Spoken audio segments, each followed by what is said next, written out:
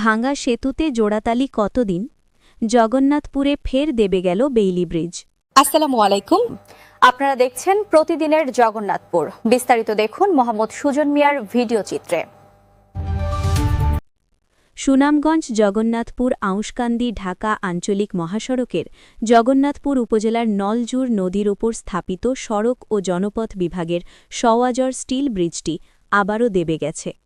মঙ্গলবার ১৪ এপ্রিল সকালে একটি মালবাহী ট্রাক পার হওয়ার সময় ব্রিজের মাঝখানের দুইটি স্টিলের পাটাতন দেবে যায়। এর ফলে বর্তমানে ওই সড়ক দিয়ে রাজধানী অভিমুখী সকল প্রকার যাত্রীবাহী বাস ও ভারী যানবাহন চলাচল সম্পূর্ণ বন্ধ হয়ে পড়েছে।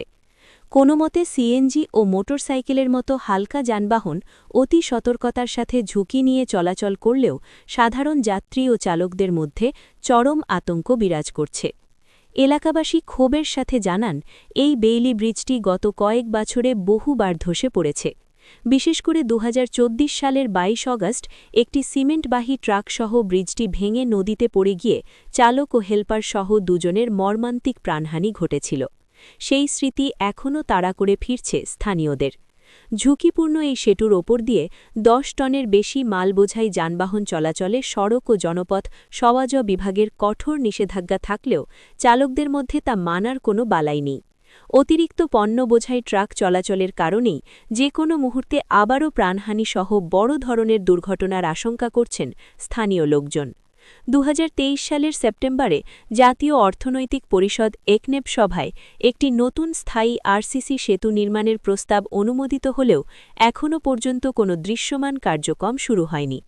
অনুমোদনের দীর্ঘ সময় পার হওয়ার পরও কাজ শুরু না হওয়ায় ক্ষোভ প্রকাশ করে সিএনজি চালক সুজন মিয়া বলেন, ছোট গাড়ি নিয়ে কোনোমতে যাতায়াত করলেও যাত্রী নিয়ে ব্রিজে উঠতে ভয় লাগে।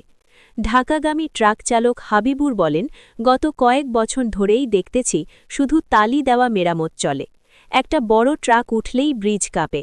স্থায়ী পাকা ব্রিজ না হওয়া পর্যন্ত আমাদের এই ভোগান্তি শেষ হবে না। এই বিষয়ে সুনামগঞ্জ সওয়াজ বিভাগের নির্বাহী প্রকৌশলী ড মোহাম্মদ আহাদুল্লাহ বলেন, খবর পেয়ে আমরা পাটাতন মেরামতের উদ্যোগ নিয়েছি। আশা করি বিকেলের মধ্যে যান চলাচল স্বাভাবিক হবে। তবে এই স্থানে স্থায়ী আরসিসি সেতু নির্মাণের বিষয়টি প্রক্রিয়াধীন রয়েছে। দাপ্তরিক কাজ ও প্রক্রিয়াগুলো সম্পন্ন হলেই সেতুর নির্মাণ কাজ শুরু হবে।